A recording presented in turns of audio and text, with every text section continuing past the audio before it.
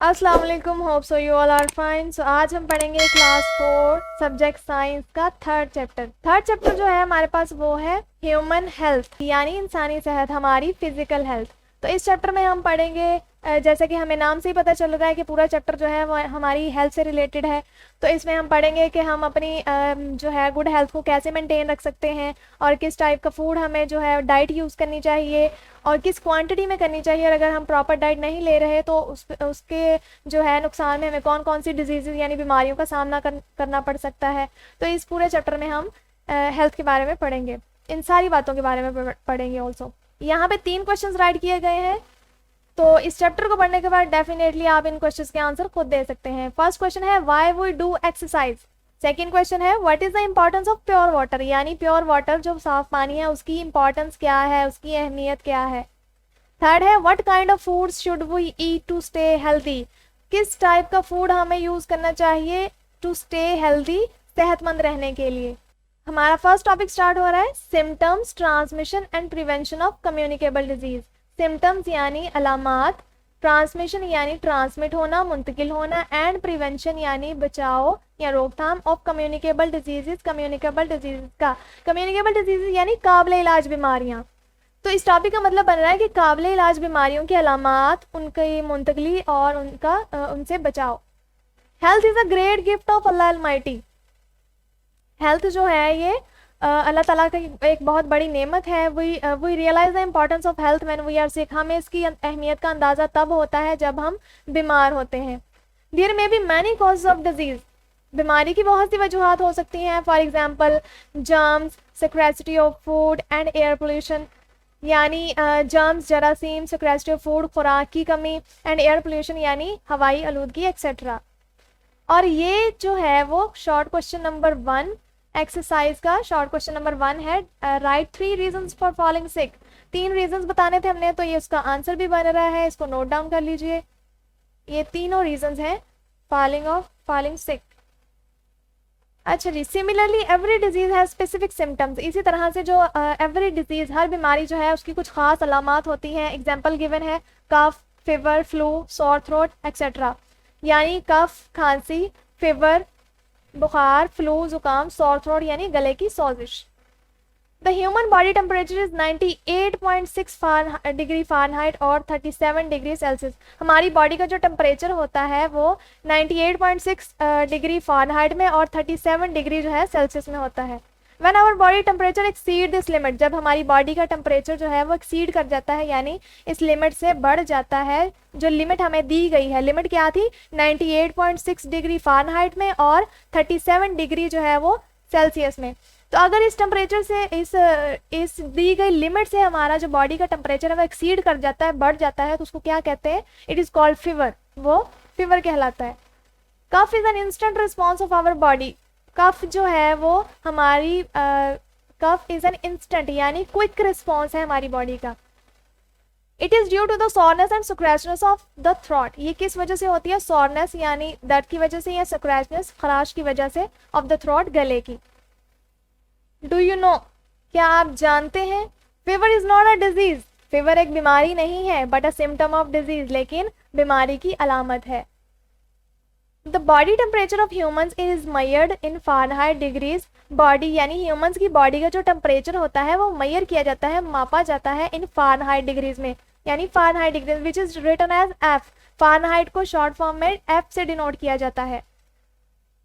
The human body temperature is measured by the thermometer. अब human body temperature कैसे measure किया जाता है, by the help of thermometer. Thermometer एक for example जब आपको फीवर होता है, आप डॉक्टर को चेक करवाने जाते हैं, तो वहाँ पे एक इंस्ट्रूमेंट यूज़ किया जाता है आपके फीवर को मेजर करने के लिए, चेक करने के लिए कि आपको कितने टेम्परेचर तक बुखार है। तो वो जो इंस्ट्रूमेंट यूज़ किया जाता है उसको थर्मोमीटर कहा जाता है। फोर्थ पॉइंट है the coughing remove obstruction. Example given है डस्ट और mucus from the wind pipe. Coughing जो है वो रिमूव करती है, ऑब्स्ट्रक्शन का मतलब होता है रुकावट। फ्रॉम द विंड पाइप, हमारी हवा की नाली में अगर कोई रुकावट हो तो कफिंग से वो रिमूव हो जाती है। और ये शॉर्ट क्वेश्चन नंबर 3 का आंसर भी है, आप एक्सरसाइज जब पढ़ेंगे तो देख लीजिएगा। शॉर्ट क्वेश्चन नंबर 3 है what is the benefit of coughing, यानी कफिंग का बेनिफिट क्या है हमें, तो ये उसका आंसर है, इसका कफिंग का ये बेनिफिट होता है हमें। ठीक है जी, यहाँ से यहाँ तक। नेक्स्ट पॉइंट है sneezing help us to remove the virus and bacteria present in the knows.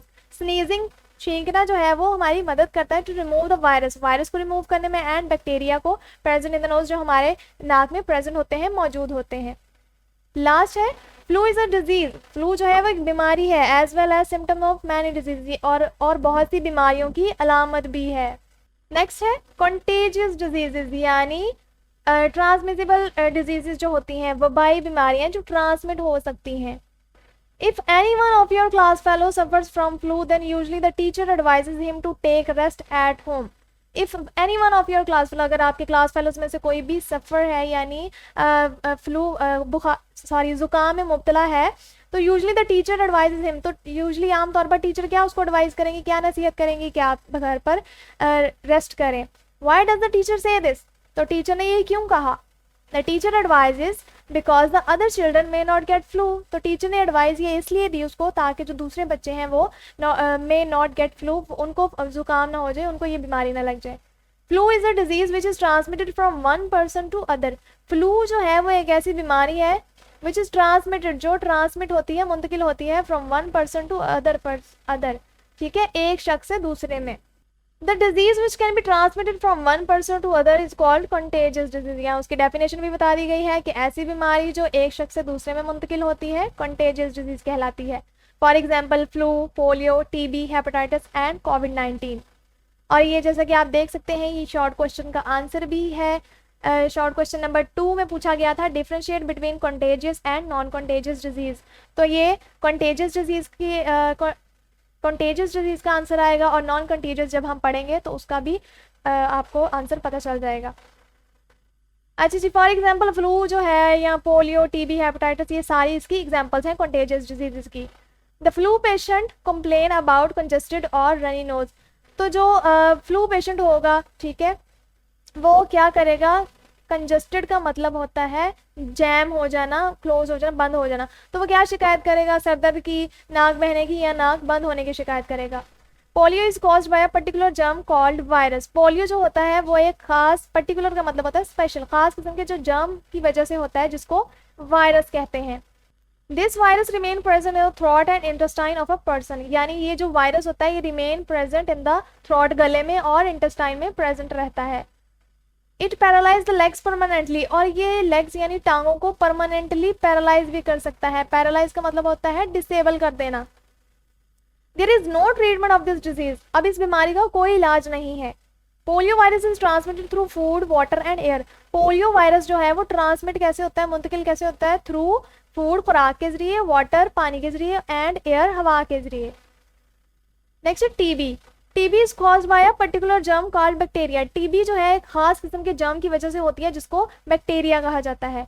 It usually affect lungs, ये यूजली मतलब आम तौर पर किसको इफेक्ट करती है, लंग्स को, हमारे लंग्स पे इफेक्ट करती है। टीबी, फ्लू एंड कोविड-19 are transmitted from one person to other. अब टीबी, फ्लू, कोविड-19 आर ट्रांसमिटेड, यानी ये जो बीमारियां हैं ये मुंतकिल कैसे होती हैं, from one person to other, एक शख्स से दूसरे शख्स में, थ्रू किसके, कफिंग के, स्नेजिंग, use of articles of the affected person and conversation, यानी छींकने से, स्नेजिंग खांसी से, छींकने से, use of articles of the affected person, यानी मुतासरा शख्स की चीजें यूज करने से, एंड कन्वर्सेशन, बातचीत से। The inflammatory condition of the liver is called hepatitis. Inflammatory मतलब सॉरनेस वाली कंडीशन, ठीक है, सॉरनेस कंडीशन ऑफ लिवर, उसको क्या कहते हैं, हेपेटाइटिस कहते हैं। The germ of the disease are transmitted through polluted water. अब जर्म जो है इस बीमारी के वो ट्रांसमिट कैसे होते हैं, थ्रू पोल्यूटेड वाटर के थ्रू, फूड और ब्लड के थ्रू। इंटरेस्टिंग इन्फॉर्मेशन में देखें, द कॉज ऑफ कोविड-19 इज अ वायरस। कोविड-19 की वजह क्या था, एक वायरस था, which is called corona virus, जिसको कोरोना वायरस कहा जाता है। It affects the entire body including lungs. ये इसने पूरी बॉडी, इंटायर का मतलब होता है होल, पूरा, ठीक है, इसने पूरी बॉडी पे, it affects the entire body including lungs, ये सारी बॉडी पे असर करता है, इंक्लूडिंग लंग्स भी जिसमें इंक्लूड है। In 2019 to 2020 this virus affected the entire world due to which millions of people died. अब ये 2019 से 2020 तक इस वायरस ने है वो इंटायर वर्ल्ड, पूरी दुनिया को पे इसका असर हुआ है, due to which millions of people died, जिसकी वजह से लाखों लोग जो हैं वो डाइड हो चुके हैं, मर चुके हैं। It is transmitted from one person to another person through social contact and respiration. अब ये ट्रांसमिट कैसे होता है एक शख्स से दूसरे शख्स में? सोशल कॉन्टैक्ट के थ्रू, यानी जब हम हैंडशेक करते हैं इस तरह की सोशल कॉन्टैक्ट, या रिस्पायरेशन सांस लेने से। नेक्स्ट है नॉन कॉन्टेजियस डिजीज, यानी जो ट्रांसमिसिबल नहीं होती, गैर वबाई बीमारियां जो होती हैं जो ट्रांसमिट नहीं हो सकती। और ये शॉर्ट क्वेश्चन नंबर 2 में ये नॉन कॉन्टेजियस और कॉन्टेजियस के बीच में डिफरेंस पूछा गया था, तो कॉन्टेजियस का हमने ऊपर क्वेश्चन देख लिया था। अब ये आंसर इसका नॉन कॉन्टेजियस में ये आप राइट कर सकते हैं, ये मैंने हाईलाइट किया हुआ है। अच्छा जी, non contagious disease is not transmitted from one person to an other, for example diabetes and cancer. जो नॉन कंटेजियस डिजीजेज होती हैं वो ट्रांसमिट नहीं हो सकती from one person to an other, यानी एक शख्स से दूसरे में मुंतकिल नहीं होती। फॉर एग्जाम्पल डायबिटीज़ हो गया एंड कैंसर, ये इसके एग्जाम्पल्स हैं। इन डायबिटीज़ यानी डायबिटीज़ बोलते हैं जिसको शुगर होती है, the sugar level in the blood increase. अब जो शुगर के मरीज होते हैं वो, उनको शुगर क्यों होती है? क्योंकि उनके ब्लड में जो शुगर लेवल है वो इंक्रीज हो गया होता है, इस वजह से। The common symptoms of diabetes are, अब इसकी कॉमन सिम्टम्स क्या हैं इसके, यानी आम अलामात जो हैं वो डायबिटीज़ की, आर फीलिंग वेरी थर्स्टी, यानी ज़्यादा प्यास महसूस करना, एंड हंग्री, ज़्यादा भूख महसूस करना, फ्रीक्वेंट यूरिनेशन, यानी बार बार यूरिन का आना, एक्सट्रीम फटीग, यानी इंतहाई थकावट, एंड वेट लॉस, यानी वज़न में कमी। ये it affects many organs of the body such as heart, kidney and eyes. ये हमारी बॉडी के बहुत सारे ऑर्गन्स को इफेक्ट करता है, like heart, kidneys and eyes. Cancer can attack in any part of the body, for example liver, stomach, intestine and blood. Cancer जो है वो हमारी बॉडी के किसी भी पार्ट पे इफेक्ट कर सकता है, यानी अटैक कर सकता है। फॉर एग्जाम्पल कौन कौन से? Liver, stomach, intestine and blood. In cancer there is uncontrolled increase in the number of cells is in the affected organ, यानी इन कैंसर में अफेक्टेड ऑर्गन्स में जो नंबर ऑफ सेल्स होते हैं वो अनकंट्रोल्ड, यानी कंट्रोल से बाहर हो जाते हैं, यानी बेकाबू हद तक वो है वो इंक्रीज हो जाते हैं। It may remain confined to any particular, ये जो है वो कन्फाइंड का मतलब होता है महदूद, ये महदूद पर्टिकुलर ऑर्गन, किसी खास ऑर्गन में भी रह सकते हैं और may spread in the whole body, ये पूरी बॉडी में भी फैल सकते हैं। नेक्स्ट इंटरेस्टिंग इन्फॉर्मेशन है for the treatment of cancer, cancer के इलाज के लिए there are hospitals in many cities of Pakistan, Pakistan के बहुत से शहरों में जो हॉस्पिटल्स हैं। फॉर एग्जाम्पल जो किरण हॉस्पिटल है वो कराची में है, नूरी जो है इस्लामाबाद में, शौकत खानम मेमोरियल हॉस्पिटल जो है वो लाहौर में, पेशावर में और कराची में है। इसके बाद इनमोल है वो लाहौर में, और बैतुल सुकून है वो कराची में। Are major hospitals in Pakistan that treat cancer, ये मेजर यानी अहम बड़े जो हैं वो हॉस्पिटल्स हैं जो कैंसर का इलाज कर रहे हैं। नेक्स्ट टॉपिक है प्रिवेंशन ऑफ कंटेजियस डिजीजेज, यानी कंटेजियस डिजीजेज, ट्रांसमिसिबल डिजीजेज से बचा कैसे जा सकता है, प्रिवेंशन, बचाओ।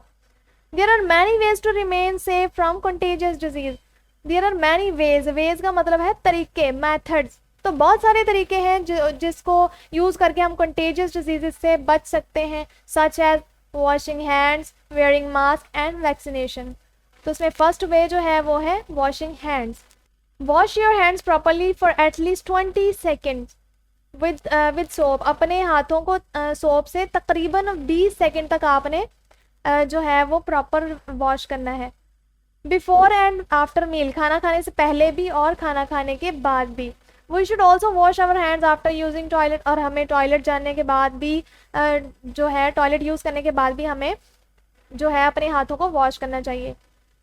7 स्टेप्स दिए गए हैं यहाँ पे हैंड वॉश करने के, ठीक है, उनको बारी बारी देखते हैं।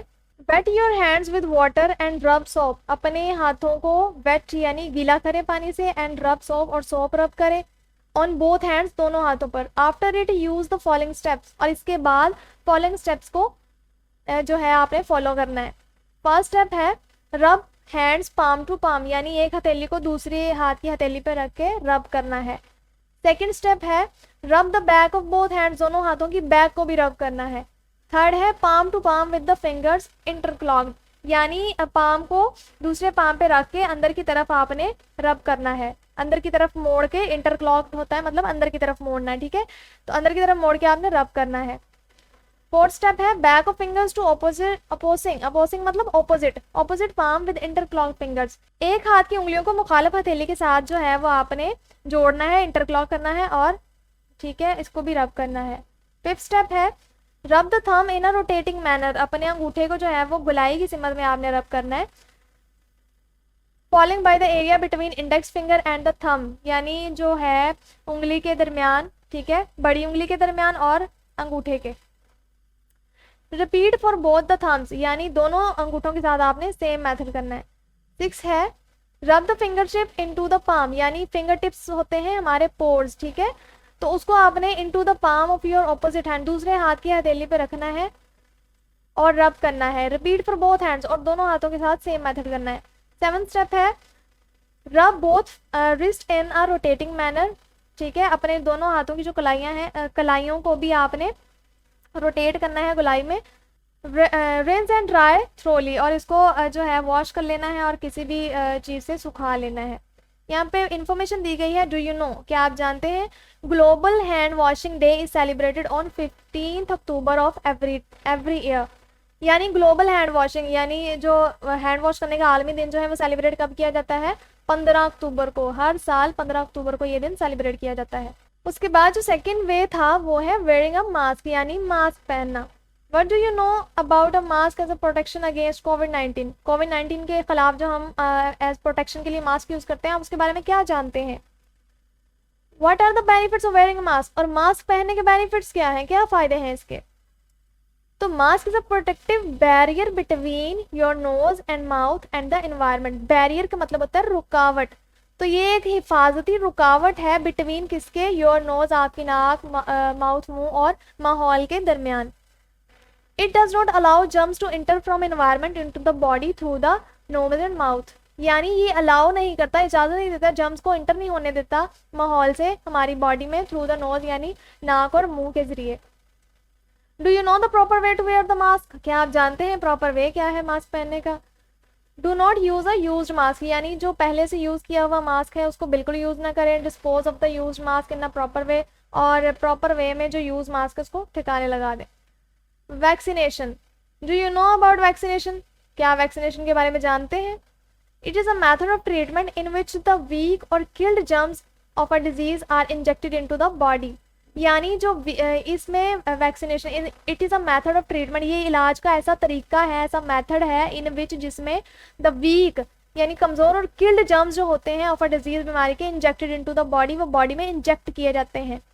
The body produce antibodies against the weak और किल्ड जर्म्स, यानी जो हमारी बॉडी होती है वो प्रोड्यूस करती है एंटीबॉडीज को against the weak in weak और किल्ड जर्म्स के खिलाफ। These antibodies remain in body to fight the germs, ये एंटीबॉडीज क्या करती हैं, हमारी बॉडी में रहती हैं और जर्म्स के खिलाफ फाइट करती हैं। Government of Pakistan has launch a campaign to administer vaccine against polio, हमारी जो है वो पाकिस्तान की गवर्नमेंट जो है उन्होंने ये इंतज़ाम भी किया है वैक्सीन का।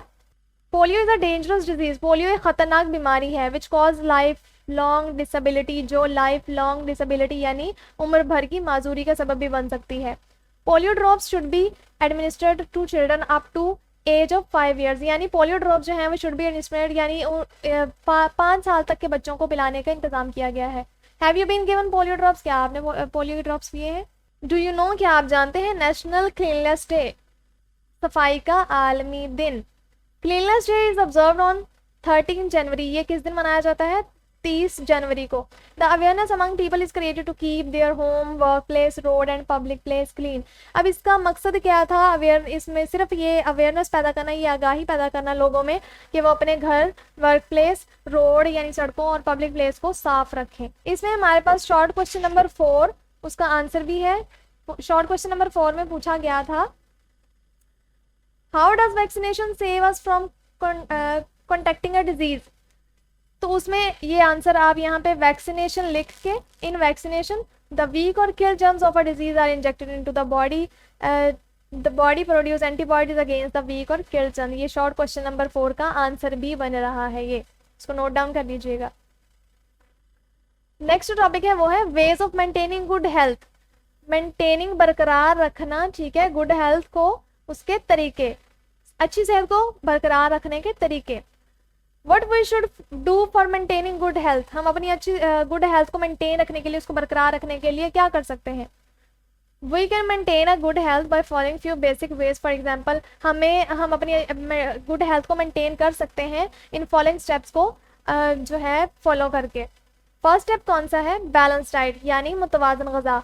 This mean that we should take all type of food, यानी इसका मतलब है कि इसमें हमें जो है हर तरह का फूड, हर तरह की खुराक जो है वो खानी चाहिए। फॉर एग्जांपल मिल्क है, सीरियल्स है, मीट है, वेजिटेबल एंड फ्रूट्स। मिल्क दूध, सीरियल्स जो है अनाज, मीट जो है गोश्त, वेजिटेबल्स एंड फ्रूट्स सब्जियां और फल जो हैं इन अ प्रॉपर क्वांटिटी, एक मुनासिब मिकदार में इनका यूज़ करना चाहिए हमें।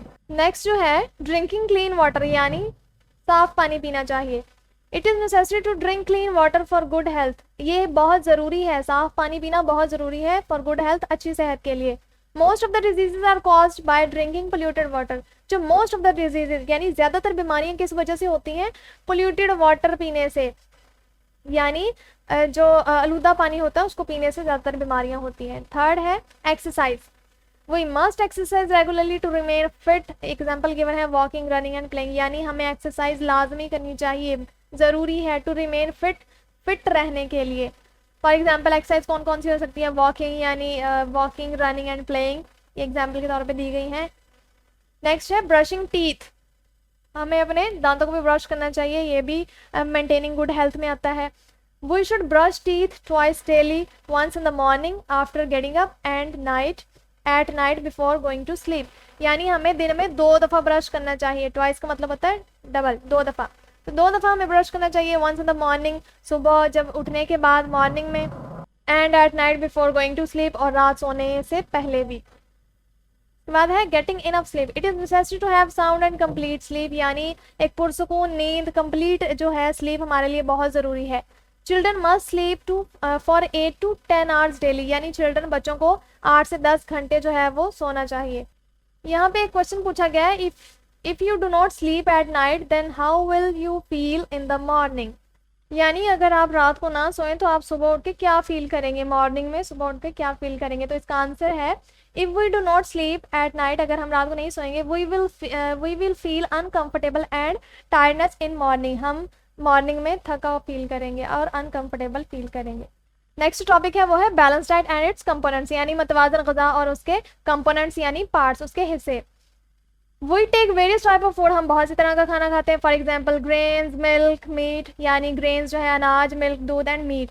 The food has been divided into 4 groups, अब इस खुराक को, इस डाइट को कितने हिस्सों में? 4 ग्रुप्स में तकसीम किया गया। फर्स्ट ग्रुप जो है हमारे पास वो है, इट इंक्लूड्स, फर्स्ट ग्रुप है मिल्क ग्रुप, ठीक है। It includes milk and things made of milk such as butter, cheese and yogurt, इसमें दूध और दूध से बनी सारी चीज़ें शामिल हैं, यानी कि butter, cheese and yogurt. Second जो ग्रुप है वो है grain group, it includes wheat, rice, barley, pear, millet, maize and pulses etcetera etcetera, इसमें व्हीट यानी गंदम शामिल है, राइस चावल, बार्ले जौ, पेयर माइलेट यानी बाजरा, मेज मकई एंड पल्सेस दालें। थर्ड ग्रुप जो है वो है meat group, it includes beef, mutton, fish, chicken and eggs etc, इसमें क्या शामिल है? Beef, mutton, fish, chicken and eggs. Fourth group है फ्रूट एंड वेजिटेबल ग्रुप, यानी सब्जियों और फलों का ग्रुप, it includes fruits such as, अब इसमें कौन कौन से फ्रूट शामिल हैं? Apple, orange, banana, mango, grapes, papaya etcetera, and vegetable such as lady finger, turnip यानी शलजम, ठीक है, radish, carrot, cabbage and potato etcetera.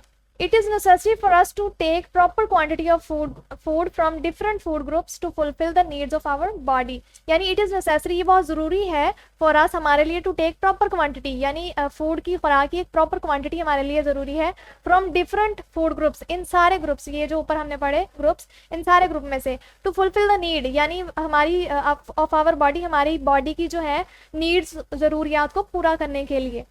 We can strengthen our defence यानी immune system by maintaining a balance diet, we can strengthen, हम मजबूत कर सकते हैं हमारे इम्यून सिस्टम को बाय मेंटेनिंग अ बैलेंस, अपनी बैलेंस डाइट यानी मतवाज़न ग़िज़ा को मेंटेन करके बरकरार रख के।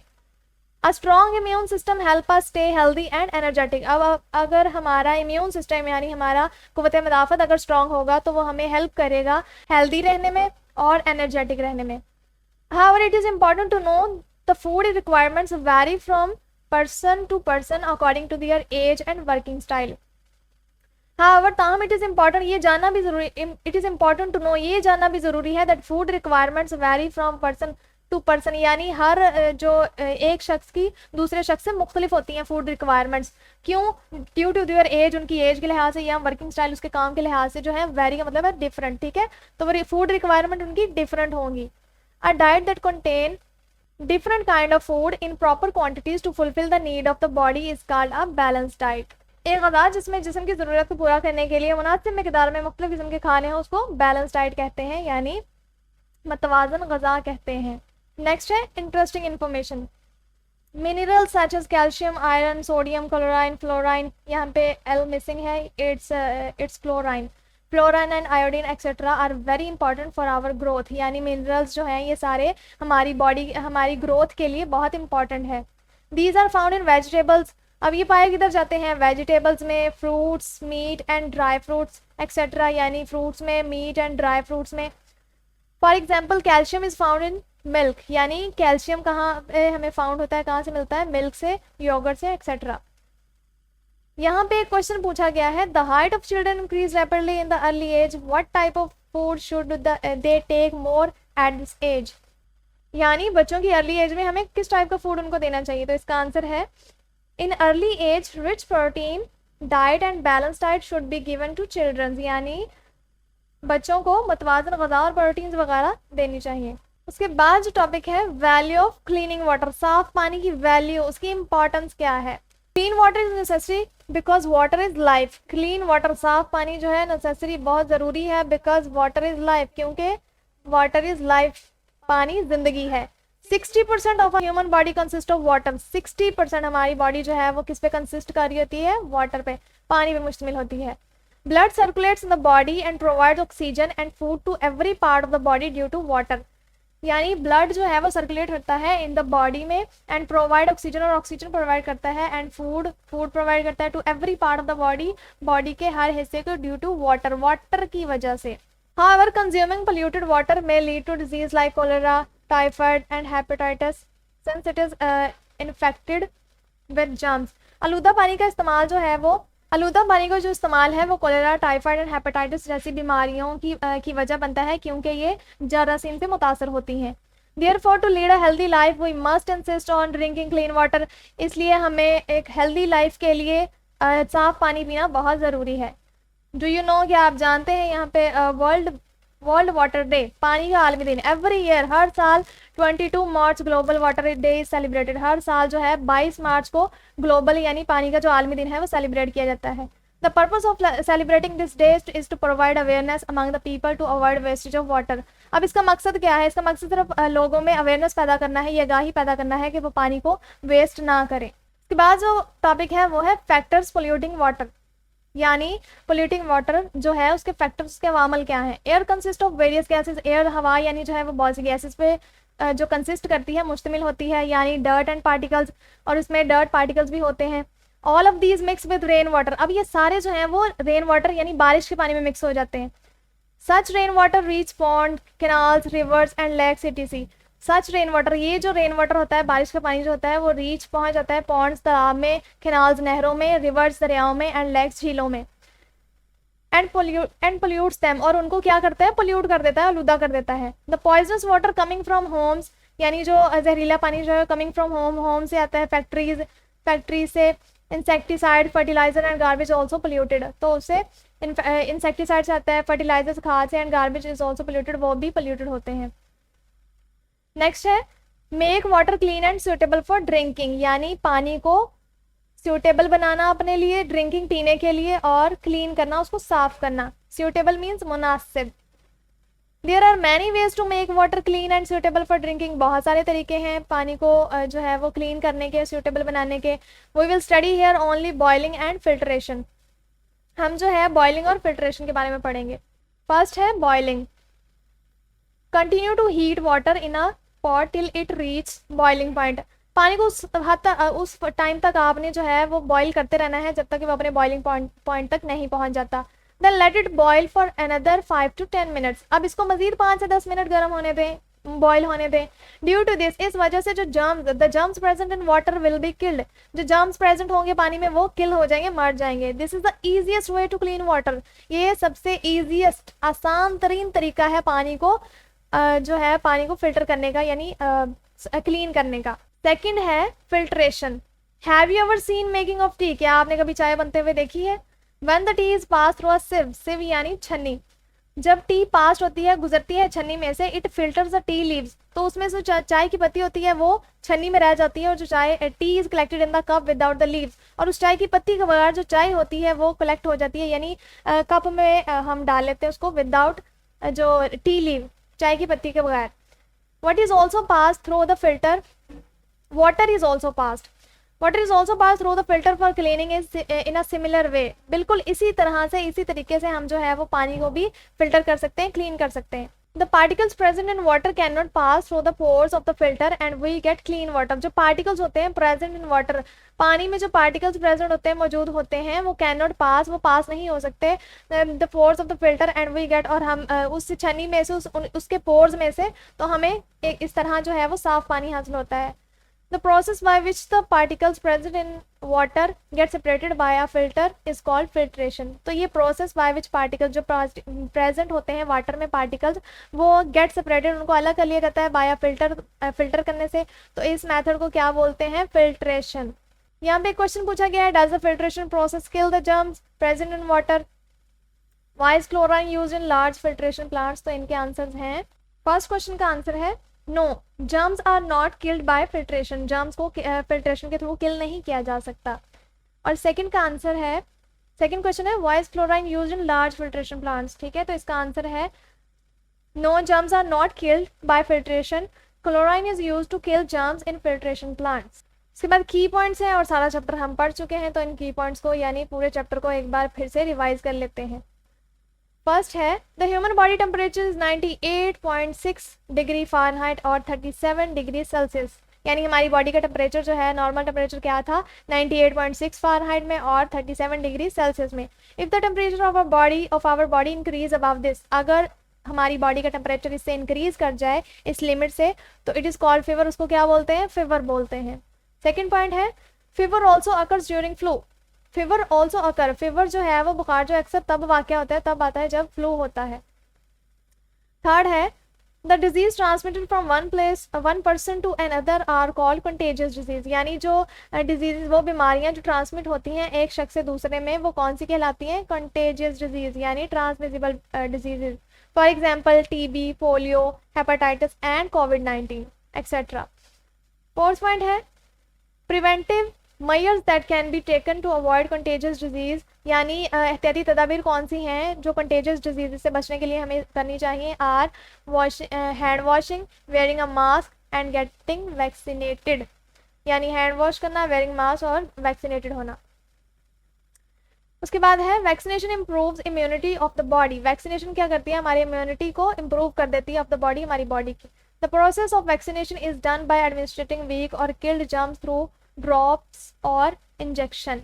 वैक्सीनेशन का जो अमल है, कमज़ोर और डाई होने वाले जरासीम को इंजेक्शन या ड्रॉप्स के थ्रू जो है वो दिया जाता है।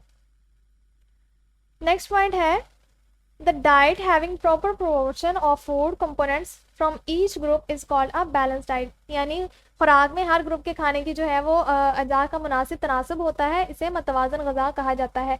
और ये शॉर्ट क्वेश्चन 5 का आंसर भी है, एक्सरसाइज में जो क्वेश्चन नंबर 5 है शॉर्ट, उसका आंसर भी यही है। उसके बाद है balance diet, drinking clean water, exercise, brushing teeth, having sound and deep sleep are necessary for good health. एक अच्छी सेहत के लिए ये सारी चीज़ें बहुत ज़रूरी हैं। बैलेंस डाइट, मतवाजन ग़ज़ा, ड्रिंकिंग क्लीन वाटर, साफ़ पानी पीना, एक्सरसाइज करना, ब्रशिंग टीथ ब्रश करना, having sound and deep sleep are necessary, यानी कि एक पुरसकून नींद एक अच्छी सेहत के लिए ये सारी चीज़ें बहुत ज़रूरी होती हैं। नेक्स्ट है food has been divided into 4 groups, यानी फूड को कितने ग्रुप्स में डिवाइड किया था हमने? 4 ग्रुप्स में। कौन कौन से?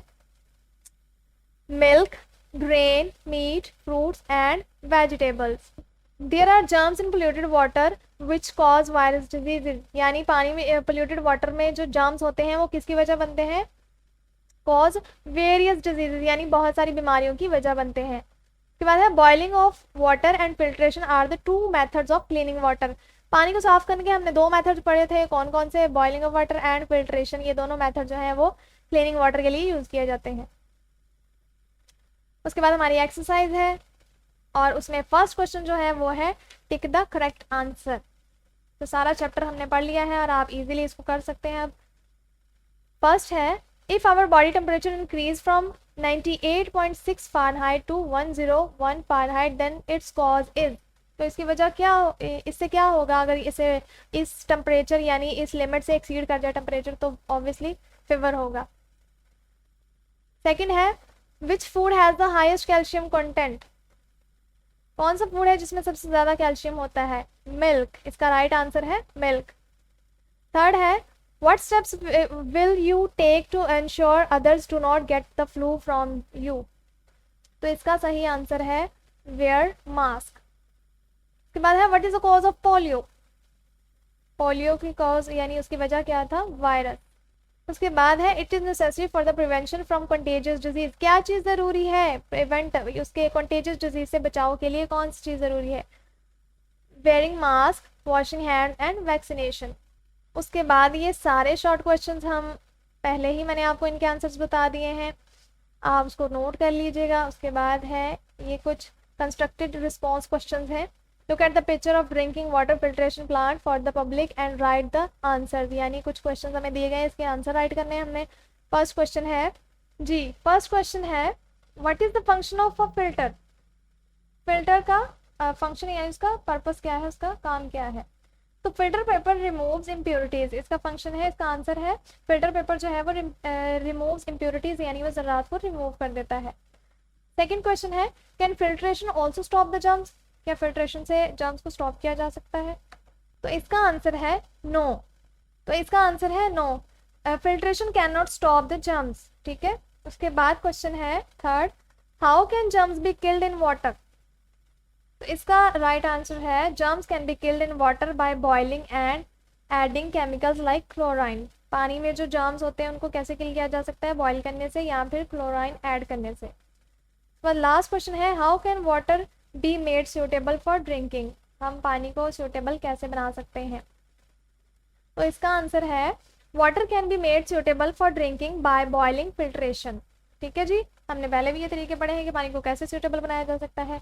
ओके जी, इसी के साथ हमारा जो चैप्टर है वो एंड होता है। अगर पूरे चैप्टर से रिलेटेड आप कोई भी क्वेश्चन पूछना चाहें तो आप कमेंट बॉक्स में राइट कर सकते हैं। थैंक यू, अल्लाह हाफिज़।